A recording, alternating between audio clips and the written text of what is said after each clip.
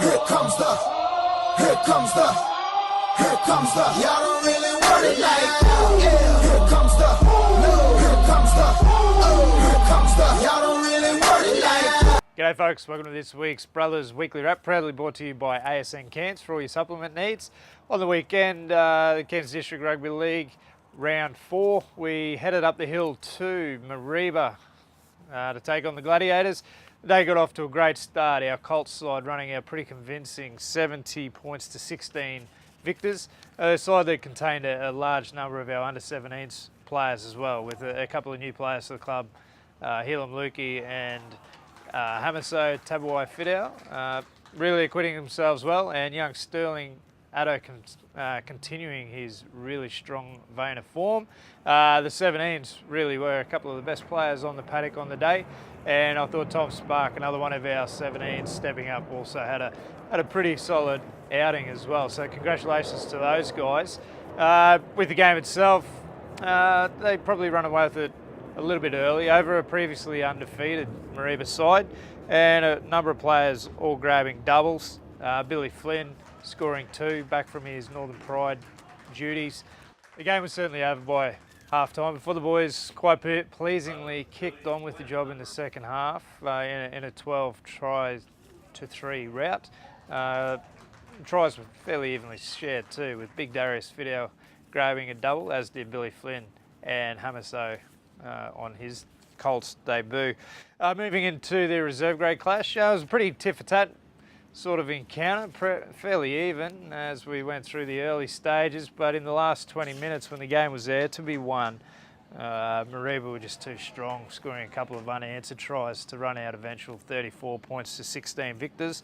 That still leaves our side in equal fourth though, but I'm sure Coach Artur will be keen to arrest that late match fade out before the next round of matches. In the NQ Petro A-grade encounter, it was a homecoming for George House, beating his dangerous contact charge on the Friday night. He was free to play on the Saturday, where he went back to his old stomping ground at Mareeba and put in a fairly masterful performance in scoring 3 tries and kicking 3 goals from 6 attempts. He steered the side around really well on the way to a pretty strong 30 points to 14 win. It was a pretty encouraging performance from Mareeba as well. They've had a patchy start to the season, but they certainly held their hands up well on the weekend, and if they can keep that squad together and improve on that performance, they're going to have a fair share of victories before the season's out, and may even start to push for the 5 as well. So best of luck to those guys. With our players though, it was another great performance from Janico Hardwick, grabbing 2. One mistakenly attributed to his skipper, Broski Emery-hunia, but that double takes Janico's cache for the season to 9 from just 4 games, so he certainly knows how to find his way over the line, and he had a pretty good run and battle throughout the game with his opposite number as well, with some pretty heavy contact, as did Abu Pearson with the Mareeba Gladiators hooker, Dan Maveo. The final 20 minutes between those two provided quite a few highlights on the night.